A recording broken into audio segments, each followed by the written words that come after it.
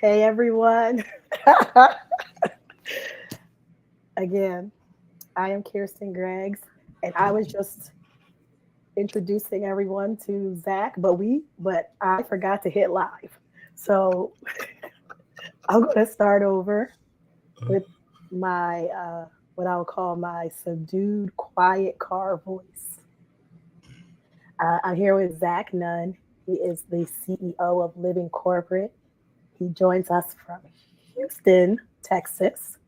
He is a husband, a dad, a composer, a DEI change agent, an all around cool guy, a podcaster as well, and all around great guy. You have a job board, you got a lot of stuff. We're going to talk about all of that. But Zach, can you go ahead and introduce yourself? Hey, it's a pleasure to be here. Shout out to the entire Trap Chat folks, family, hive, group, whatever term, you know what I'm saying, y'all use. Really appreciative of being here. Absolutely. Zach Nunn, based out of Houston, Texas. Father to two lovely daughters, the oldest being Emery, who's 3, and my baby girl being Aman, who just turned 1. Took her first steps a couple of weeks ago. Very exciting. She's talking, using a lot of words. I think she's up to like 7 words now. It's pretty crazy. And yeah, married now for the past decade to Candace Nunn, beautiful woman who I'm blessed to be with. And then, those are really the most important things, frankly. And then, yeah, there's everything else, right? So yes, I'm the CEO and founder of Living Corporate, an experience management company that's centered and focused on workplace fairness. And my background is in HR, organizational transformation, organizational design, leadership development, go-to-market strategy, and consulting, right? Like those are the things that really are my professional foundations that came to really inform the work I do at Living Corporate every day. Well, let's start there. Can you share a bit more of your career journey from corporate HR and change management and DEI and a few other things sprinkled in there to now being the CEO of Living Corp? I can. One thing I meant to say earlier when you said just like your subdued voice, I was expecting you to say like, do y'all have, I know like you're in like the DMV area. Do y'all have like 107.5? It's like the smooth jazz, the quiet storm. Yeah. See, I Soft thought and you were gonna do warm, that. soft Yeah, and like warm, quiet soft. storm. Yeah. So like when I was in Dallas, so I lived like my childhood was in Dallas. They had 107.5 the Oasis. It was like 107.5 the Oasis. They go, the Oasis, the Oasis, the Oasis. I thought that's where you were gonna go, but you didn't. And I was a little disappointed. No cap. Not in you, just in the moment. Like not seizing it. I blew the mission Just a clearly little bit. Slight. twice. I didn't hit live and I didn't. so so you asked me a question. So you asked me a question about like my journey corporate into entrepreneurship. Yeah, so it's interesting, right? Like I think it's so like both I come from like fairly humble beginnings. So like and like really great stock. Like I'm very proud of my family. I'm proud of my parents, the people I come from. Think about the fact though that like as I got older, I realized like, oh, like all Black people don't have like the same experience. So but that being said, like both sets of my grandparents were sharecroppers. Like they picked cotton in Mississippi. My grandfather, I think he got to like middle school education and then he stopped to focus to work. And then my paternal grandfather, I think he stopped in elementary school, right? My dad and my uncles taught my grandfather how to read. On my mom's side of the family, I'm the first man to start and graduate from a 4-year university, right? Like my older cousin, he started at a JUCO and he finished at Jackson State. I'm the first person to start and finish at a 4-year university. So like I come into this space, like into the corporate space, graduating. Happy Wednesday, Wendy. What's going on? I come into this corporate space like without a lot of like organic networking of how to like really come in. I mean, I was talking to people when I graduated from the University of Houston, go Cougs, in 3 years, and I graduated that fast because I really wanted to just like work. Like that's my family. That's where I come from. Like everybody in my family, we work. So it's like, okay, cool. I'm gonna graduate. I'm gonna get this job. I'm gonna get married. I'm gonna work. But when I graduated, I didn't really understand. Like, I didn't have, again, like a cousin over here or an uncle or a neighbor or a family friend to like who was like a VP or somewhere who could kind of set me up, or a friend who worked in the city who could get me a job. Like, that just wasn't the case. So I'm one of the onlys. Like, in most spaces that I engage, I started off as an HR manager at Target, um, and I was miserable over in that joint. I ain't gonna hold you. I did not enjoy it, and not because there's something necessarily wrong with Target, right? Just there, it was just more of a, like, I'm a creative. Like, I enjoy building things. You think about Target. Target is really, it's a Target stores. Why they're so successful and they scale is because they're built on a planogram. There's a place for everything and everything in its place. And so for somebody like myself who likes to innovate and do something different every day, it was like 8 months. I said, nah, I gotta roll. Like, nah, I can't do it. So I take a job. I take a job as an organizational design and development specialist in the oil and gas industry. And I'm in that job for like 2.5, 3 years. And like, at this point, Kirsten, I code switch, you know what I'm saying? I don't grow my hair out, I'm like keeping my head down. I'm apologizing everywhere. I'm soft shoe tap dancing in and out of rooms. It's crazy. It's crazy because I'm over here thinking like I just got to hide part of myself and protect myself so I can get to the next thing, because I was always trying to get promoted. I was outworking and outperforming everybody around.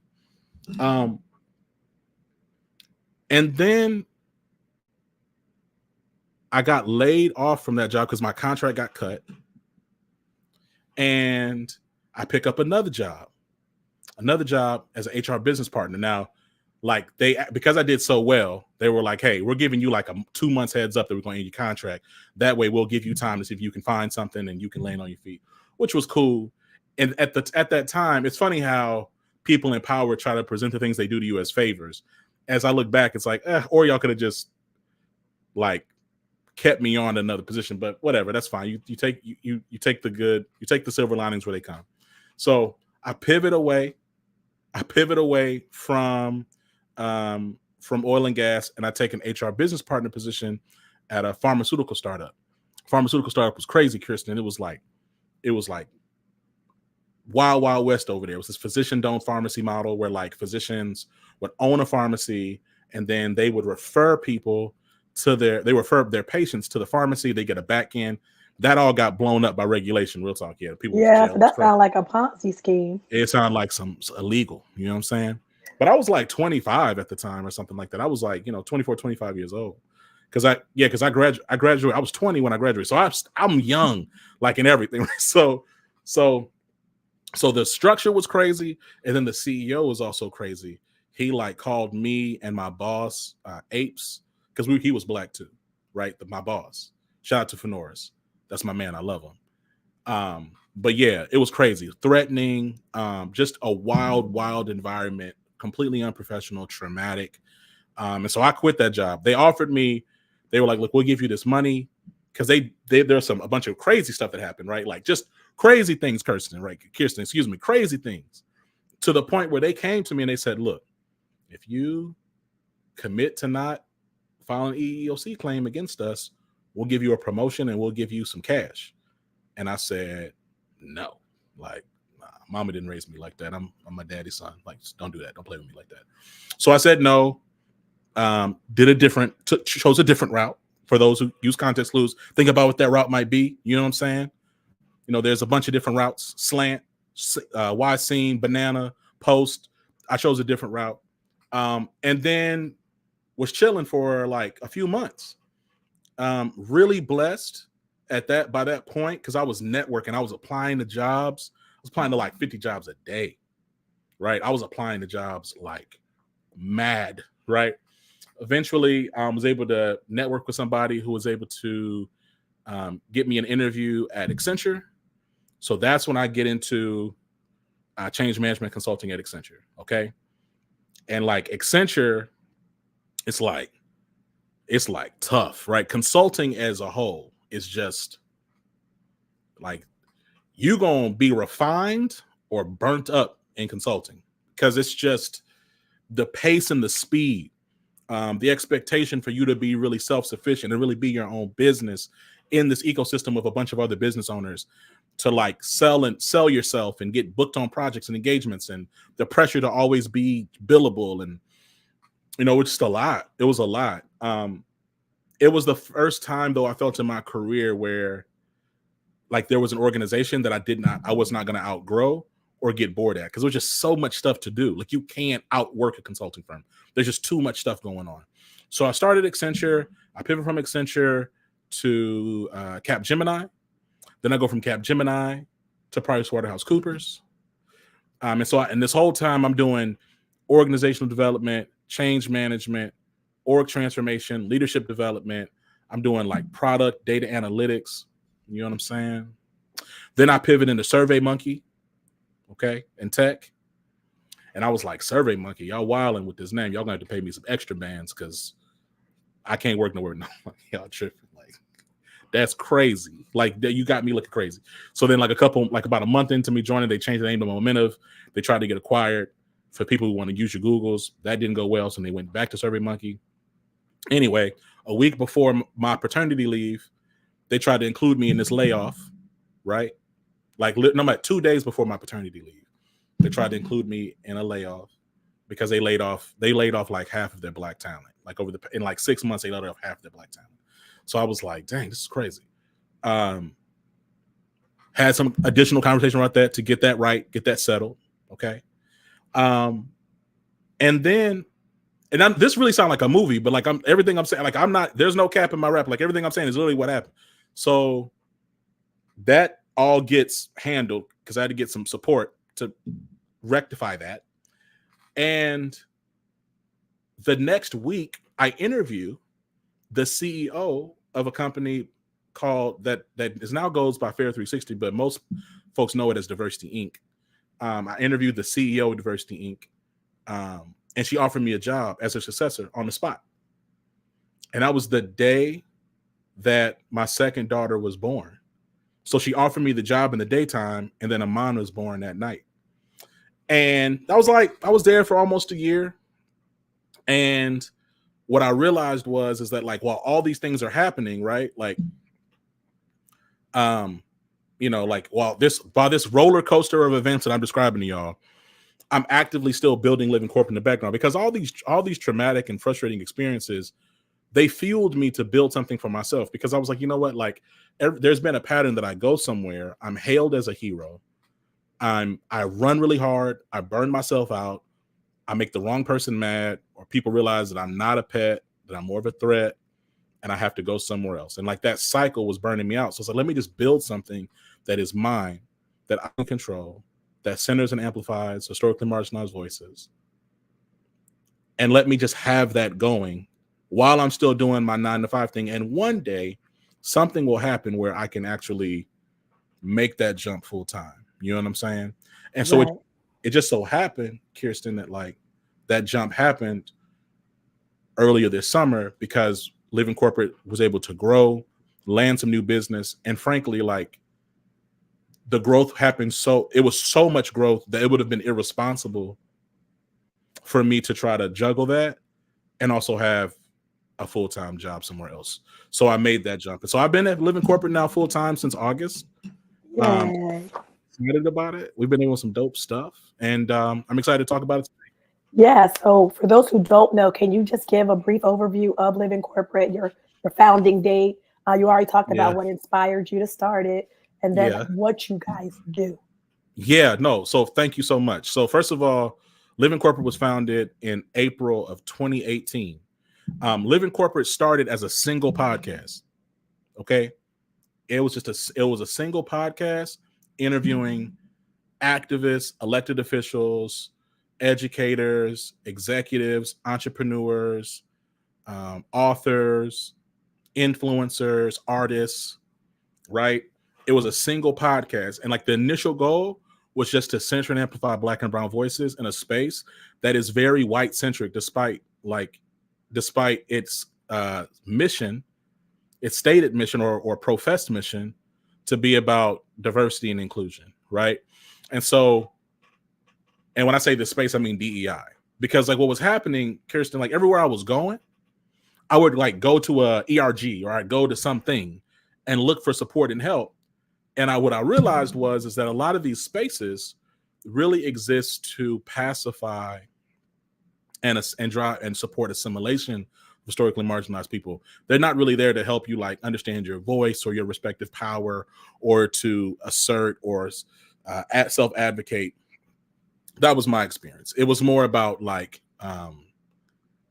just being able to commiserate people that look like you, and then for you to go back out into the battlefield that is your corporate job and get beat up. And when you get beat up extra bad, you can come back here and get your wounds healed, and you get bandaged up and you go back out there again. And like that's kind of my experience, right? So Living Corporate started as a single podcast.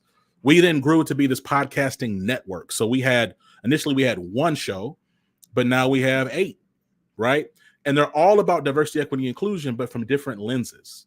And so, it'd be like, okay, hey, this is diversity, equity, inclusion from a leadership lens, from an early career management lens, from a coaching and development lens, from a mental health and wellness lens, from a personal identity and growth lens. Like, there's all from a technical leadership lens. Like, there's all these different shows hosted by a bunch of different folks.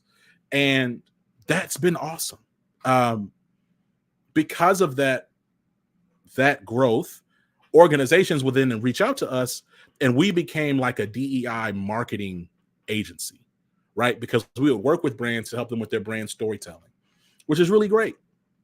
As time went on, though, what I realized is that Living Corporate isn't just a DEI.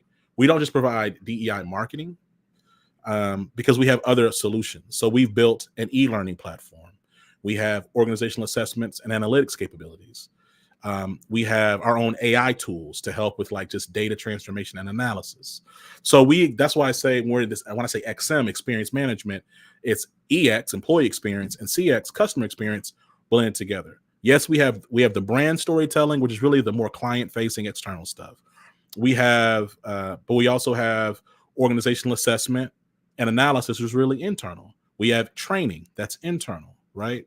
We have all these AI capabilities to help you transform your data and help you analyze how you're showing up in the market to various stakeholder groups. That's external. So we sit in both of these realms, but it's all relevant to experience. And it's your experience management. You're not going to have a competent or competitive product or solution or experience if your employees aren't having a good experience. You're just not.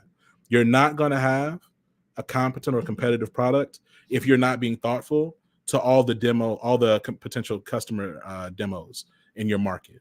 And so we believe that there's a strong intersection between strong employee experience and customer experience.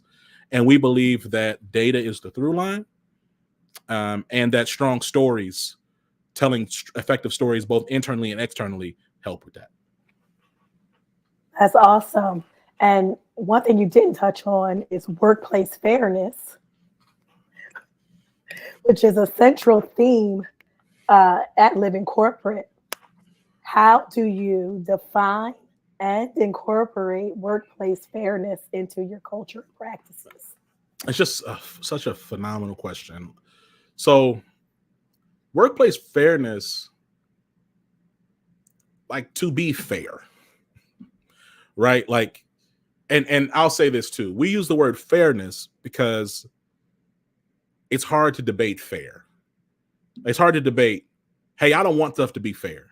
If you don't want stuff to be fair, then it's like what kind of brand are you, right?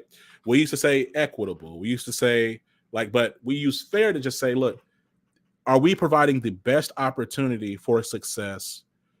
Are we providing equal access and opportunity for all of these demos, be it our employee demos or our customer demos, to have the best experience possible with our brand, right? That is fairness. Are we actually doing everything we can do to facilitate the best experience possible to everybody that might touch or engage our products and services? And those are the questions, and that's really like the premise by which we operate when we reach out and engage and work with our clients, right? I think so often there's this just willful ignorance where people just don't really think through, hey, like, how is this impacting all of the different demos, right? Like we see even like with the crisis overseas in the Middle East, like Living Corporate, we spotlit and featured Dr. Ed Hassan, who is a Palestinian professor. And he's also a DEI consultant. My bad, a professor at Georgetown. He has family in the West Bank. Like he is well positioned to talk about, hey, like when you create messaging and communications and other types of employee engagement levers, are you being thoughtful about how all your demos are going to engage that messaging? Like, now there were people who were really upset when we platformed Dr. Hassan. I don't regret it because, again, it's not fair to exclude any group of people, and it's not fair to be myopic in your strategy, especially when the core of your business is people. And all these organizations, unless you work, I don't really know, like most organizations, the top 3 priorities or investments are people. So you have to be thoughtful in how you're investing or how you're engaging and how you're trying to react or reach those people.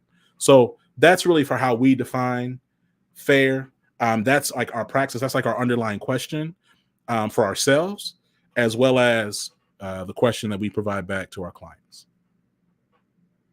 Awesome. Moving on to another aspect of experience management is brand storytelling. I'm Yeah, trying. I'm really trying. you're doing a great job. But I just need everybody to understand I don't feel how I sound, which is why it's so hilarious. But You sound great.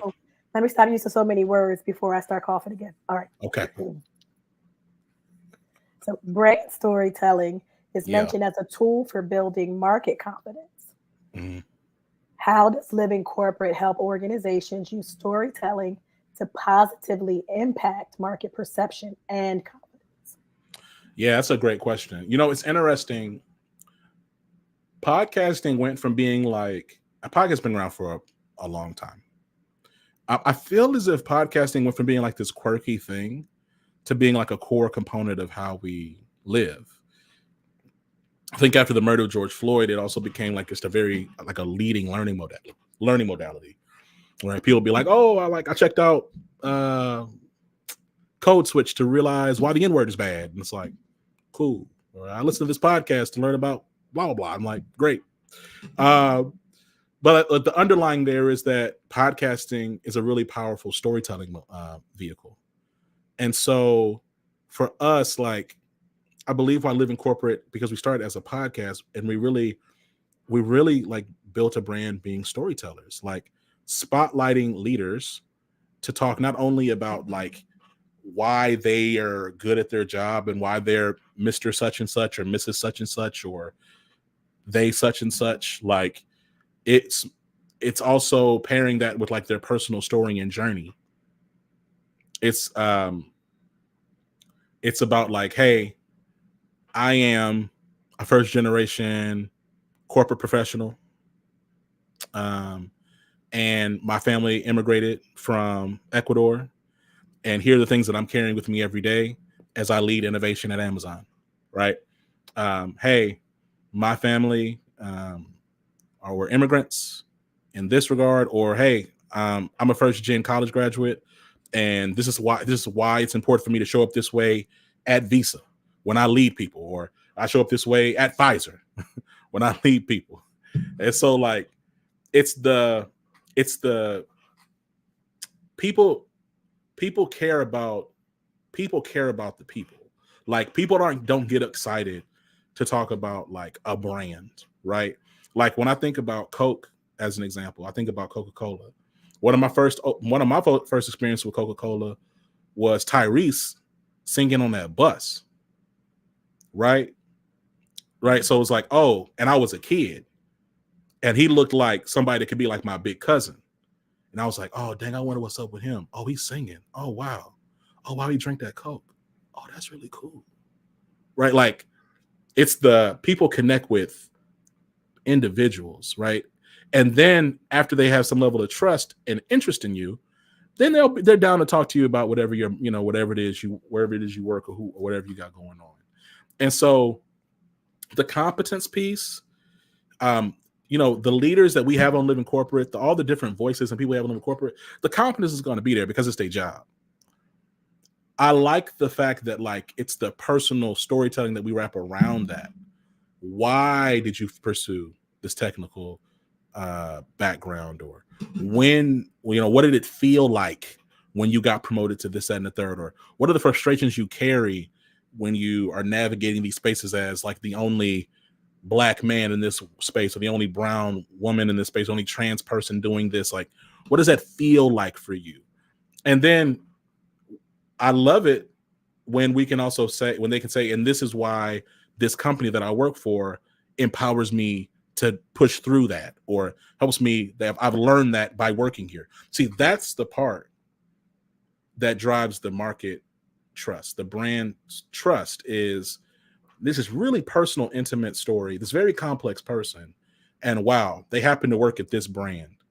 Okay, that brand is something I need to learn more about, because this person who I feel now a connection with, I feel some level of trust with, works here. If they work here, I need to look and see if I need to work here, if I need to work with them, or something else. I need to be a consumer. I need to be a part of this ecosystem because they're a part of this ecosystem. You know what I mean? Yeah, I do. So you touched on it a bit. You mentioned the George Floyd era and how podcasting became an extremely powerful storytelling tool, and a lot of organizations leaned into that. They also leaned into these DEI initiatives. They did. So, you They know, did. so for all this leaning in that Sure. was done, Yeah. did it, in your opinion, did those things, or are those things, enhancing corporate life for historically excluded, marginalized people like you and me, communities? And have our conditions improved? Have they worsened? Have they remained the same? Some depends on the day, depends on the subject. Yeah, I think so. It's interesting. I think data is important, right? So the the data would say we haven't made any real improvements at all. Um, right? So if you were even to look at, like, especially like in the tech landscape, but really like the landscape of work in general, like layoffs are happening, public and ghost layoffs are happening every day, and Black and brown people continue to be disparately impacted by those layoff decisions. I don't really know how often organizations are doing like disparate impact analysis when they make like these talent reduction, decisions. I would imagine they don't, mainly because most people aren't like really good at math. I'm sorry, most people are afraid of math, and a lot of people don't read. So I like data, and true data analytics and analysis is actually really rare. Like just like in the in our current cultural like lexicon of competence, like it's just not really like a real thing. So like when you look at that, when you look at like the divestment from DEI initiatives and like budgets being slashed left and right, when you look at headcount being reduced within diversity, equity, inclusion offices, and even before that, those diversity, equity, inclusion initiatives oftentimes being undermined, I would say no. Right. I would say we're actually like in a pretty challenging position. I'm very Yeah, concerned about it, right? Like when you think about um, where we are. So the overturning of Roe v. Wade, the overturning of affirmative action, even though that's really about like higher education, yeah, um, and not that like a bunch of experts already weighed in, like that has nothing really to do with us, but still people are going to take and run with that. And you look at like turning sentiment against like our left leaning party. There's arguments that we don't really have a true left, but you know what I mean. and you're seeing like this upcoming presidential election. I mean, things seem pretty dire. I'm not allowed to talk about that. I'm not. I'm not a political pundit either. I'm more so just giving like context of just like when you look at everything going on. Absolutely. Right. It's just it's a scary and spooky time. Inflation, right? So like eggs is mad expensive. My wife and I know. Trust me. We get like I got these 2 kids, right? Now that Amon is off of formula, like things are not as expensive. I'm hoping she can get hopefully she can get potty trained sooner than later. Get these pull-ups out this house also. But no, I just it's tough. Like it's a tough season. It's a tough season. I think that what I'll say is I think that there's this presumption that like progression and like organizational equity and like on just matters of helping historically marginalized, excluded groups, oppressed groups is like a linear journey. And it's not. It's actually like it's like cyclical, like with a slight forward bent, kind of, right? Like and so like I think that, you know, there's a lot of push right now in the DEI space to kind of get back to where we were pre-George Floyd, where we're decentering race and we're decentering Black women. And we're really trying to get back to like, you know, esoteric terms and focusing on gender with no level of intersectionality or true intention. I think that's where I think there's pressure. There's a tension. There's a push right now to get back there. I don't think we're going to get back there. I don't think that's possible with like just the way that like where Gen Zers are at, and like I don't think it's possible. But I'm saying I can sense the tension we're trying to get back there. Yeah, I definitely agree. Which is why I didn't like. I went through some things, in the 2020, 2021.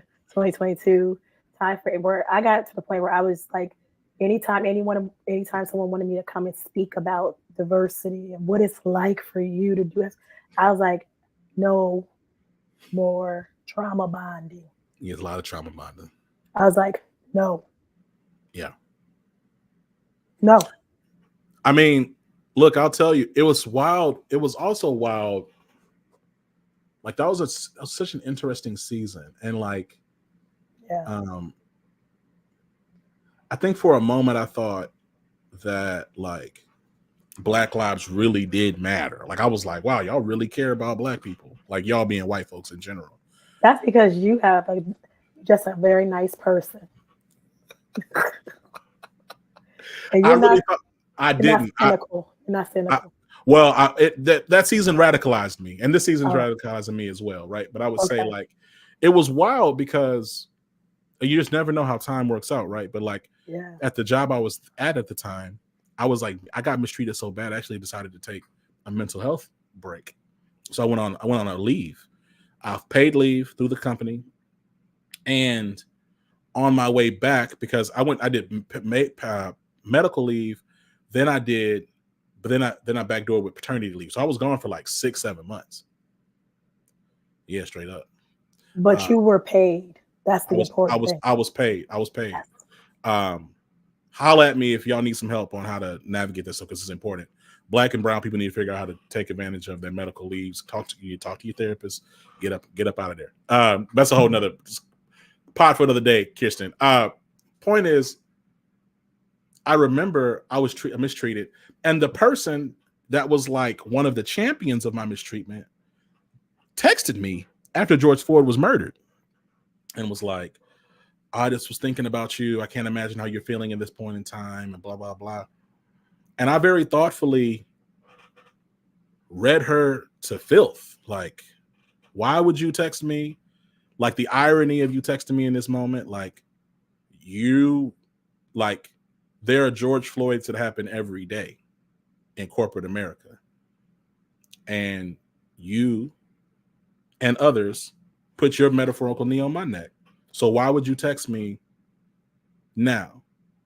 Why would you think like, and why would you see a video of a dying Black man, you think about the person that you harmed? Like, you need to go to talk to your therapist about unpack why you decided to do that.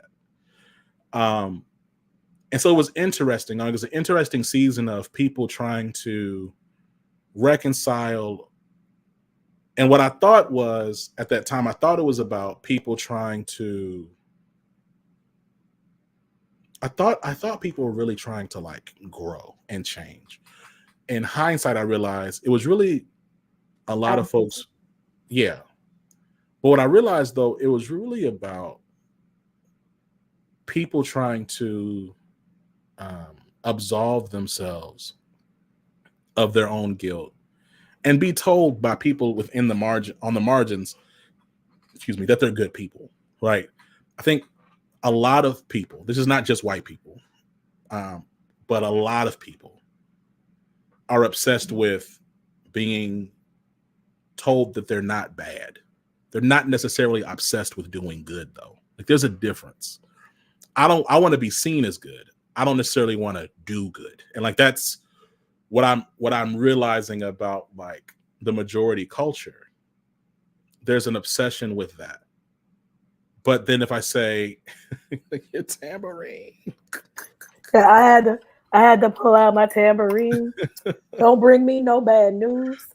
Shout out to Sarah and Lisa who took me to see The Wiz for my birthday. And shout out to Minda Harts, who is the original tambourine podcast player. Shout out to Minda Hart. Shout out to the whole squad. That's fire. But yeah, like there's this obsession with that. And I think that it's important that like that pivot though, the pivot of like wanting to be seen as good versus the actually doing good is hard when doing good involves like giving things up or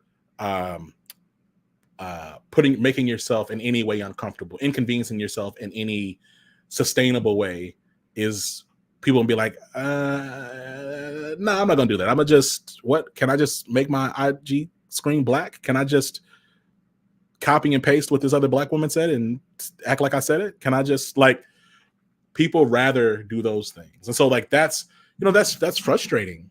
It's challenging in this moment. It was challenging then and it's challenging now. It absolutely is. And I had to put this question up there because I hope people will come and if they watch the replay and leave a note. But I think that's an excellent question. Do you want to be seen as good, or do you want to do good?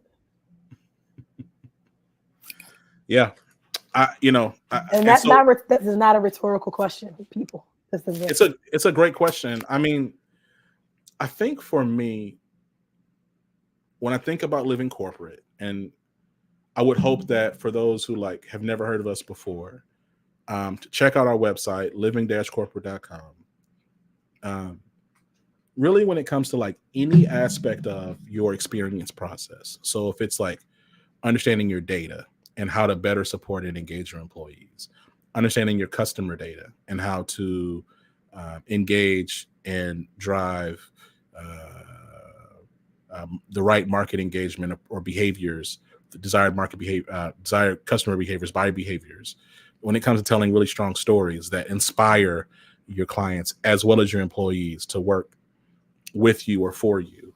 And then when it comes to training, to really empower your business, your leaders to show up in a way that that builds trust and retention of the talent that you spend a lot of money to get in the door. Like those are the things that live in corporate we pride ourselves in. We have incredible case studies with brands like Pfizer and Amazon and Capgemini and Textio and Enox and Genesis Works Houston. Like we work with all types of different brands, organizations, industries that we're just really proud of. And I would hope that y'all would check us out and learn more. Absolutely. So this is the last question of the main segment, but it really is going to take us into the rapid fire because it's me being petty and stirring up mess. Okay, let's go. So on the platform formerly known as Twitter. Yes. There was some talk about a very popular tech conference that took place a few weeks ago in Texas. And there was there was a lot of fighting, Some people thought it was good. Some people thought it was trash. And for different reasons. They were like, is this a tech conference or a concert? Yeah. Why is Rick Ross here? Right. When if you want a rapper, I mean, like Nas does tech stuff. Jeezy does tech stuff. I A mean, I'm just millionaire saying. does tech stuff. I don't know. I'm not in it. But anyway, So what's your question? you raised the question and you said, you were basically like, this is the last thing I'm gonna say about it. You're like, is this oriented towards support or exploitation? Yep, So I did. how does this critical perspective align with all of living corporate values? So yeah, and context is important, right? The first thing I said on that tweet was Afrotech is owned by Blavity, is aware that the population that they're branded and claim to serve has been the most disparately impacted by layoffs within their industry over the last 2 years. So then I questioned, with that in mind, why then would you price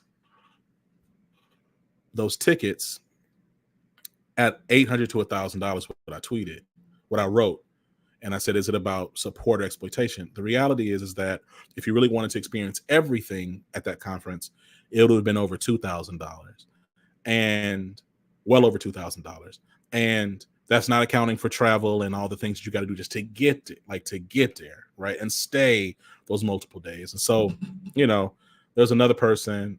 Shout out to Jermaine Jupiter HR. He shared. He said, "Look, I spent 5 bands, like total all-in cost to participate at Afrotech," and he's a phenomenal entrepreneur. I think, like, to your question of like why I tweeted it, or like kind of like the connection to living corporate, I'm a believer in, again, fair. Like, fair, you can't be inaccessible and fair. And I also am challenged with brands or any initiative that in their language and brand and their like visual branding really emphasize Black people, but like their praxis isn't considerate to like the realities of Black people. So I found it offensive, and to anybody, right? Like this is anything. I don't, and now I'm also different. I can own the fact that I'm not really a capitalist like that. Like, capitalism is like, hey yo, like I'm gonna take it all. Like, capitalism is the price is the price, and it's $2.99. And if all you got in your whole life is $2.99, well, damn it, give me that $2.99. I don't care. I don't care. That's going to send you to the poorhouse. It's $2.99, right? That's capital. Like, that's part of capitalism. I just don't move like that. And I'm not necessarily like beefing with people who do move like that. But if I see it, I'm a feel away because I just don't agree with that. And so, it was a part of a thread, right? And the thread was really, beyond the price point, it's also about the value, right? So if I'm gonna charge you bands to show up to a conference, the conference should be career enriching. If I'm gonna charge a company $500,000 to sponsor or $300,000 to sponsor, that company should get valuable things back. They should get data that shows the reach of the marketing, and they should get some type of data to build their talent pipeline, and the reason why they need those things is because when they went to their company to fight to get the budget, those were the things that they came back and said they would get. And, a bunch of people was in my comments like, oh, you don't know what you're talking about, or you must be new, this is early in your career. And I was like, I got you. Like, I'm not even fussing with y'all because like Google is free. Right. Yeah. Whatever. Some people said I don't support Black women because I don't want people to make profit. I'm like, okay. No, but they were calling other people stupid. Like, they were like, well, they're a media company. Yes, we understand that. But so is Essence. But so is Right, Essence. right. So And when that's a great. Essence Fest has music, they Right, have career, they have right, food, they have right, all different, they have things that fit every aspect of lifestyle. right, Glavity too is a lifestyle brand, right. but when they're saying this is about tech entrepreneurs, are you just there to be entertained, or are you there to be educated and to learn, or to just buy these people's books? That's a different conversation for a whole other day. But Um, you're right though. Like, and yeah. I think the other the piece there though, Kirsten, is look, if you're going to be a tech conference for Black people, be a tech conference for Black people. If you're going to be an event and marketing and like more of like a party and mixer environment, then do that. Then do that, right? Mhm. But it's not intellectually consistent Right. to say we're a marketing and media company, because when them brands reach out to you to get a booth, they're not they believe that they're tapping into a pool of people in tech that they're going to be able to diversify their talent pipeline. They're not spending that money thinking that they're just getting vibes. And that's also why brands year over year are spending less at Afrotech, and Right. they're not getting the same repeat clients. I'm sorry, brands, because they're not getting the value back. This is not a secret. This is common knowledge. Like, people talk about it. It's online, right? I mean, when you have Nesby and Bea and and um, even the Black Journalist conference, like when you have all those other things that, like I said, are very career focused, or at least they dedicate one specific day or one specific chunk of time to just career things with a job fair with something. I mean, it's hard to compete, especially when your employees who work there, who are from these communities, you hired from them or they support these events. So it is what it is. All right. My favorite part of the day. I Give think it to me. I'm getting my voice back, ain't I? It sounds good. It sounded good before, but You keep saying that, and I, I'm just you being know honest. what? He said, "What's the best piece of career advice you never took, or that you took later in your career?" Ooh. Uh Go off, do it yourself. Go build it yourself. I took it later. But I was told to do that, like in my mid-20s. Hey, go be an entrepreneur. You're an entrepreneur. You need to go do that. And I waited like another decade. Wow. Um, and I think, so much of that comes from the, you know, you come up, we're not making my mom worked very hard. My mom was phenomenal. She incredible. I never went to bed hungry. I never had holes in my clothes. I also was aware that we didn't have a lot of money. So I'm coming from that. I'm coming from just being nervous about taking that jump because I didn't have a family and friends around. So it took me a while. And so, but in hindsight, I'm thankful for the route I took, but that was probably some of the best advice that I did not take until later. All right. So I need a different piece now, because Go ahead. we're talking to your early career self. What Okay. advice would you give to your early career self? You're enough. You're enough. Oh, I love that. Yeah, you're enough. I think like there's so much in corporate America. I think whether it's purpose, whether it's intentional or not, it's about driving self-doubt and fear in you, Mm, so yeah. that you can be molded and directed as the company wants you to be. And so there's so many times when I would allow people to like tell me who I was, or tell me that I needed X, Y, and Z. I need this extra certification, or I need this extra degree, or whatever the case is. And the reality is, you don't. You don't. You're enough. You're enough right now. With all your deficiencies, you're enough right now. Like, literally, just as you are, you're enough. And like And that, with a hoarse voice, you are enough. with a hoarse voice. And so that's tough. That was a thing that I wish that I would have.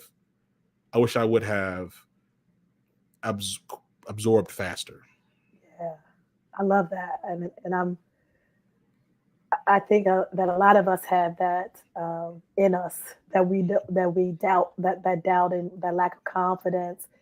As on the career coaching side, that's one of the first things that I have to do is help people build their confidence back up. You Yeah. know, no matter how many degrees they have, no matter how many vice president jobs they've had, no matter how much money they make, how many children they save, languages they speak, whatever. They're Mhm. like, well, I don't really know. I'll take whatever. Because living corporate, not your company, but living in corporate America has Mhm. beat them down so much. 100%. Yeah, if you were to write a book about your career so far, what would the title be?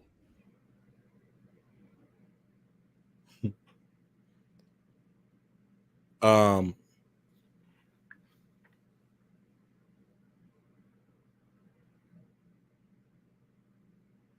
so there's a title. There's a title, but we live, so I'm not gonna say it. I'm gonna think of This another is title. this is an R-rated show. Yeah, so I think it's probably something like, um, yeah, I did that. Testaments of a Real Nigga, something like that, probably Okay, I'm something not like gonna that. type. I can't type that though.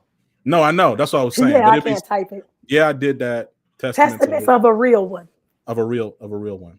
Yeah, yeah, I can type that. Put one in the bracket so people know what I really said. Okay. So I'm going to charge you like I have all my other guests who I asked that question to. So 2024, 2025. When is the book? Yeah, I mean, honestly, the book is probably going to come. It's coming before 2030 for sure. It's Okay. not coming next year because Living Corporate's focused on its e-learning platform, continuing to build out its brand storytelling capabilities, its organizational assessment and analytics capabilities, as well as its AI tool, AI and its artificial intelligence products. But it probably is going to at least get started in 2025, and it's going to get published before 2030 for sure. Okay. I got you. What is your go-to songs, or music genre when you gotta hype yourself up? When I got to hype myself up, man, gotta hype myself up is like real, like I guess a critical piece. Okay. I mean, I love rap. Like who? I mean, I love rap. When I'm trying to hype myself up, I love rap. Okay. So that Any that's my answer song? for that. Any song in particular that you play a little bit more than the others? Oh man. So there's a song called OG Bobby Johnson. Yes. The song goes hard. I love Okay. trap. Yeah. OG Bobby Johnson is like a great song. But then I also love like that Joel Santana album From Me to You. For I like that. real. I love that album. Yeah, I listened to that. So that came out when I was 13, and I lived in Minnesota for a couple years. Oh, okay. So like it was like a very unique season. That's also when hip hop was crazy. So like I want to say the Purple Haze came out, Cameron, From Me to You, Jewel's, Wow. Graduation, Yeah. Twista, Kamikaze, the Black. No, not Graduation, College Dropout. Excuse me, Kanye. The Black Album. I think they all came out within like 18 to 24 months. And Well, so I listen to, yeah. So I really enjoy the Diplomats, and I enjoy that from that's Me to You album. I've never had a person on my show talk about the Diplomats. Listen. Or I mean, like, don't get me wrong. I love this. Oh boy, is probably my favorite camera. So I'm lying. Um, I like Dipset. I like Dipset. I have Can some you Dipset on my are playlist. you able to say what your favorite Cameron song is on this show? Oh boy, it is. It's oh Okay. boy. Okay. Yeah, I do because I like The the sample. yeah I like that. I can't sing it right now, so I'm kind of sad. I understand. We're gonna play it later. We are gonna play it later. Um, so reflecting on work and projects that you've engaged this year, Yeah, what are some of the most memorable or meaningful moments, or one or two? sure. I think it's hard to top two things in particular. The first is the fact that we finally were able to productize our podcast library. and turn it into an e-learning platform. That was hard. It was hard to create a tool to ingest all those transcripts. We have like 1,000 podcasts. Wow. Right. And so it's like, how do I take all these podcasts and turn them into something? And like, shout out to Dr. Courtney McClooney at Cornell, because she was somebody that was like, first of all, she's just a great, a dear colleague. I respect her and her work. And I'm so thankful for any time that she's able to give to me. But years ago, we were talking about how to like organize this library. And, you know, she came back and said, look, it's too much. Like, it's just too much. It's not feasible to do this manually. So I was really frustrated by that, like just at the fact that it was just so hard and like that it was, you know. So I go into the tech space and I look for different tech partners and who claim to use AI, and none of those things worked. Oh. I talked to some other consultants and they're like, this is too hard. I can't do it. And so we eventually just built our own AI tool to ingest all those transcripts and turn these conversations into like learning experiences. Like, here's the short summary of the conversation. Here's the long summary of the conversation. Here's action items that leaders need to be thinking about. And then here's some reflection questions in light of this conversation. Is that tool available to other people? Absolutely. Yeah. So I need that. We sell it. So there's a couple things that we're doing, we're excited about. We're selling that service to organizations who want to productize their content. And then we're also selling the learning platform. Yep, absolutely. We've had a conversation. And then we're selling the learning platform in a B2B subscription. So just major shout outs. Yeah. So major shout outs to Jackie Clayton at Textio and Janet Pope at Culture Amp and Aubrey Blanche at, Janet Pope at Capgemini, Aubrey Blanche at Culture Amp, and other leaders who are in organizations who have been our early beta clients. I'm just really proud of that.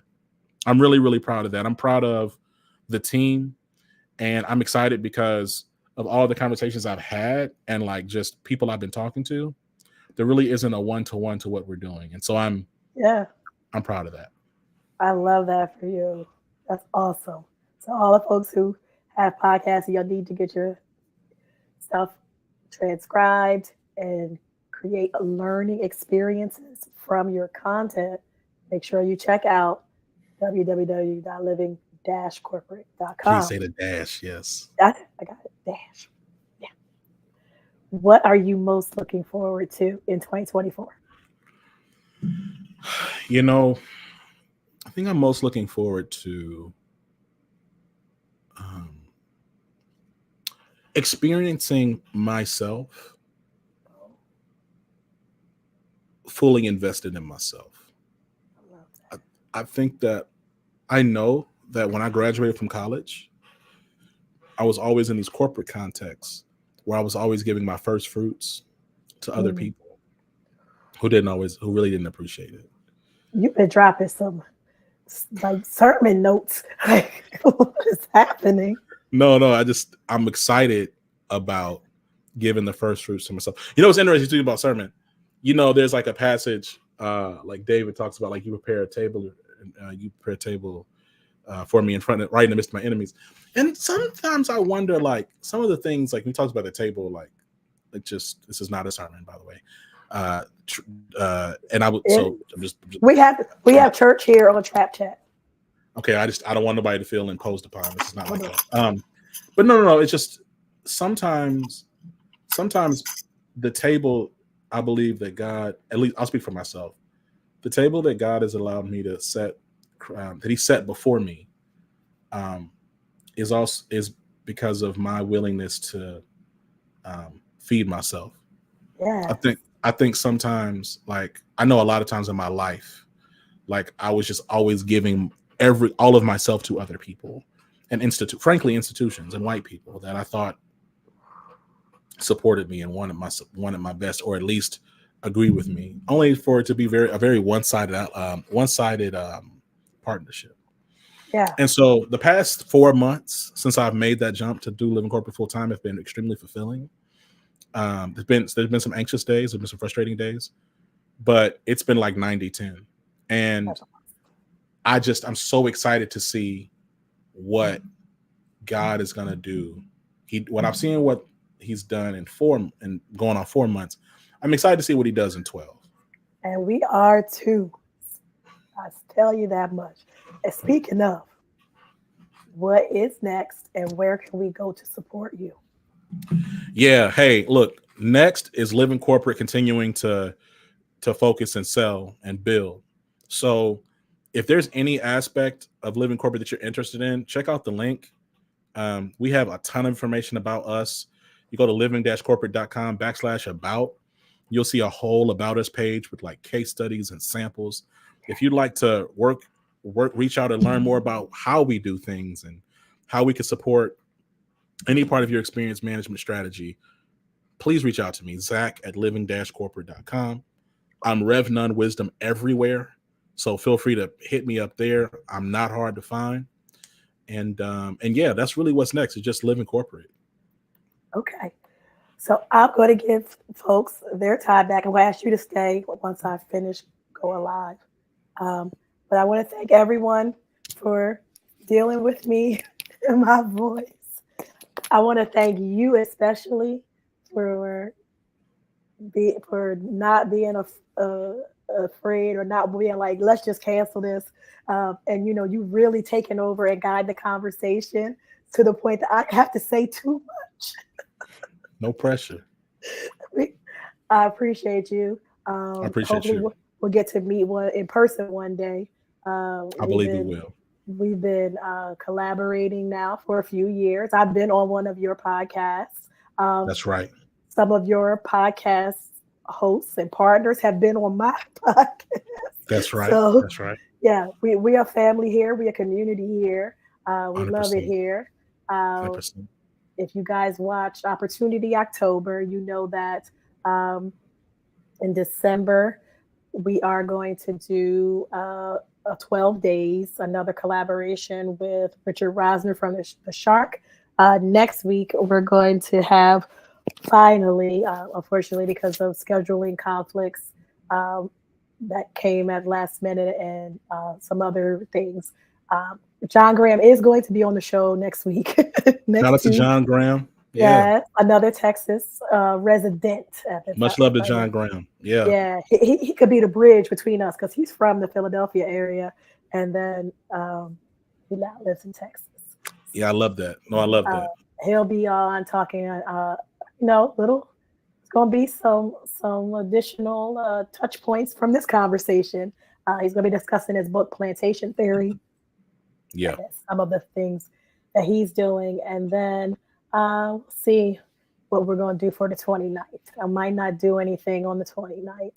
I might just take a break and then just come back in December, do that 12 days and get it done with. But thanks everyone for joining Trap Chat Live, and we will see you next week.